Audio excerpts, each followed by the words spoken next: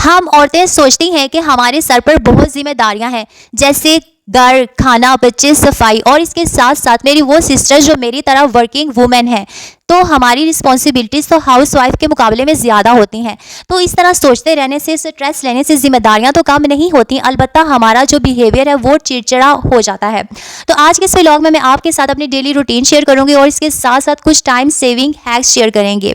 अस्सलाम वालेकुम my YouTube family, I hope कि आप लोग बिल्कुल ठीक ठाक होंगे। अल्हम्दुलिल्लाह से मैं भी बिल्कुल ठीक ठाक हूँ। तो स्टार्ट करते हैं आज का व्लॉग। अपनी सुबह का आगाज़ अल्लाह ताला के पाक नाम से करने के बाद, यानी नमाज ज़रा पढ़ने के बाद ना, सबसे पहला जो मेरा काम होता है वो एम्प्टी स्टोमिक, जो मैंने रात को चिया सीड्स वाटर में सोक करके रखे होते हैं ना, वो मैं सबसे पहले उसमें लेमन ऐड करके सबसे पहले वो पीती हूँ। और उसके बाद ना फिर मेरा नाश्ता बनाने का जो प्रोसेस है वो स्टार्ट हो जाता है। और चाय मैं इस तरह से बनाती हूँ कि जो दूध की मेरी देगची होती है ना, उसी में दूध में थोड़ा सा पानी डाल कर ना, उसमें मैं सारी चीज़ें डाल कर रख देती हूँ। अच्छा, मैंने ना नमक भी ऐड किया क्योंकि मेरे हस्बैंड जो है वो नमक के बगैर चाय नहीं पीते, तो उनके साथ ना हम लोग भी इस तरह पीने के आदी हो गए हैं।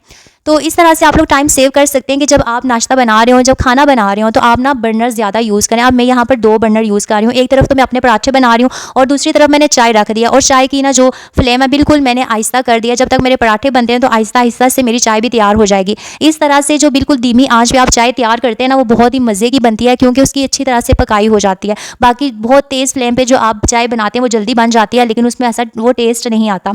अच्छा, यहाँ पर ना आजकल मैं पहले तो मैं काउंटर टॉप पर रोटी वगैरह बेलती थी ना, लेकिन आजकल मैं उस चिपचिपाहट की वजह से मेरा दिल नहीं मान रहा, तो मैं ना बेलना यूज़ कर रही हूँ। और वो मेरा एक तरफ से ऊपर एक तरफ से नीचे, तो मेरी रोटी जो है वो आजकल सही नहीं बन रही।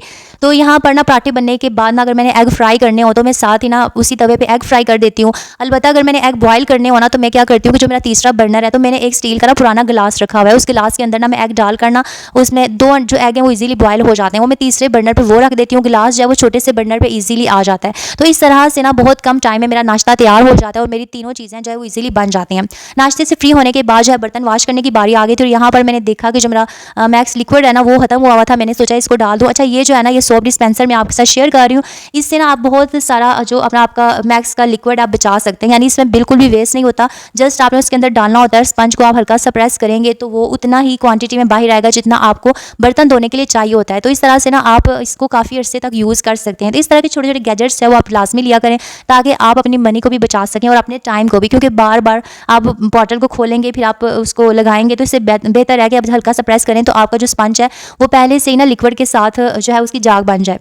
उसके बाद जो मेरा तीसरा काम था वो मैंने आज ये करना था कि मैंने ना जो होममेड क्लीनर जो है ना वो मेरा खत्म हुआ था, मैं यहाँ पर वो बना रही थी। तो सिंपल मैंने इसके अंदर बेकिंग सोडा ऐड किया है और इसके अंदर मैंने मैक्स का लिक्विड जो है वो मैंने इसके अंदर डाला है, और इसके साथ ना मैंने इसमें विनेगर डाला है। अच्छा, उसके बाद जो लेमन है उसमें नहीं डाला जा रहा था, तो मैंने लेमन का जूस निकाल कर ना वो इसके अंदर ऐड किया। उसके बाद इन सारी चीज़ों को मैंने अच्छी तरह से मिक्स कर दिया। अब ये बहुत ही अच्छा क्लीनर है, यकीन करें। इसके साथ ना मैं अपने सिंक को साफ़ मैंने किया, तो उसके मेरे सिंक में ना एक शाइन सी आ गई है। अच्छा, यहाँ पर ना मैं बर्तन धोने का क्लिप तो नहीं ले सकी, तो नाश्ते के फ़ौरन बाद ना मेरा पहला काम मैंने बर्तन जो है वो वॉश करना है। उसके बाद मैंने सिंक को भी साथ ही साफ़ कर दिया।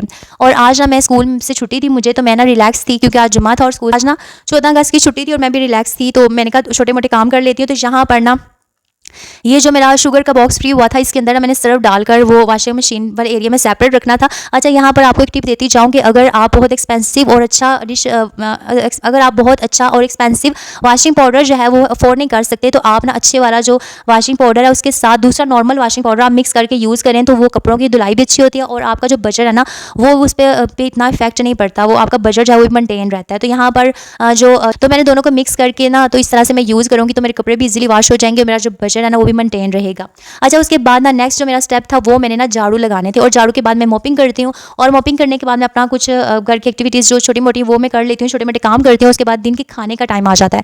तो यहाँ पर आज ना मैंने मॉपिंग नहीं की क्योंकि झाड़ू वाला लगाने के बाद ना मैं चली गई थी जुमा बाज़ार, क्योंकि जो मैं अपने ड्रेसेस लेकर आई थी, मैंने लास्ट टाइम आपके साथ अपनी शॉपिंग शेयर की थी ना, तो उन ड्रेसेस के साथ ना मुझे कुछ लेसेस चाहिए थी, मैंने वो लानी थी। अच्छा, यहाँ पर ना मैं आपको बताऊँ जो मैंने जुमा बाज़ार से चीज़ें लाई हैं, ये देखें, ये ना मैं एक स्टैंडर्ड लेकर आई थी। और ये स्टैंडर्ड जो है ना, जब मैंने कड़ी वगैरह बनानी हो तो बेसन को छानने के लिए, जब मैंने केक बनाना हो तो जो मैदा है ना, मैदे वगैरह को छानने के लिए मैं लेकर आई थी, क्योंकि मुझे छानी से छानना पड़ता, उसमें मेरा इतना टाइम जो है वो लग जाता था। और यहाँ पर ना ये बॉल मुझे इतना अच्छा लगा था, यकीन करें, आप यकीन करेंगे या नहीं, ये मैं सिर्फ 200 रुपये का लेकर आई हूँ। अच्छा, जुमा बाज़ार से ना हल्का फुल्का सा इसमें ना कोई छोटा डिफेक्ट होता है, और ना ये इतने रीज़नेबल प्राइस में आपको मिलते हैं ना। आप ये देखें, ये मैं सिर्फ 200 का लेकर आई हूँ, और इसके अंदर ना आप गेस्ट को अगर फ्रूट डालकर सर्व करें, या आप इसके अंदर कोई भी चीज़ आप डालकर सर्व करें ना, आप सर्व कर सकते हैं। चाहे आप इसमें स्वीट डिश डालें वो भी आप सर्व कर सकते हैं, इसमें आप मैक्रोनी सर्व कर सकते हैं, फ्रूट चाट और चना चाट कुछ भी आप सर्व कर सकते हैं। अच्छा, यहाँ पर ना मैं रहीन का ये ड्रेस लेकर आई थी, ये पीस उसका लेकर आई थी। इंशाल्लाह इसका मैंने सोचा हुआ है कि मैंने कौन सा फ्रॉक बनाना है, और ये ना मैं कुछ लेसिस लेकर आई थी। अच्छा, आजकल ना ये लेसिस का बड़ा रिवाज था कि ना ये चाक वगैरह में लगाती हैं औरतें, लेकिन अब ना मुझे ये रिवाज है ना इतना अच्छा नहीं लगता। अब मेरा दिल करता है मैं सिंपल से जो ड्रेस है ना वो स्टिच करवाऊँ, लेकिन फिर मैंने सोचा कि मैं ले ही आऊँ। वैसे मैं चाह रही थी 3 ड्रेसेस है ना, तो मैं चाह रही थी एक ड्रेस पे ना मैं लेस नहीं लगवाऊंगी, 2 के लिए तो मैं लेकर आई थी। इसमें 2 कलर थे, रेड भी था और पैरेट, लेकिन मैं रेड के साथ मैच करके आई थी क्योंकि दुपट्टे में रेड कलर कम था। तो फिर मैंने सोचा कि जो कलर कम है ना वो ज़्यादा यूनिक लगता है जब आप ना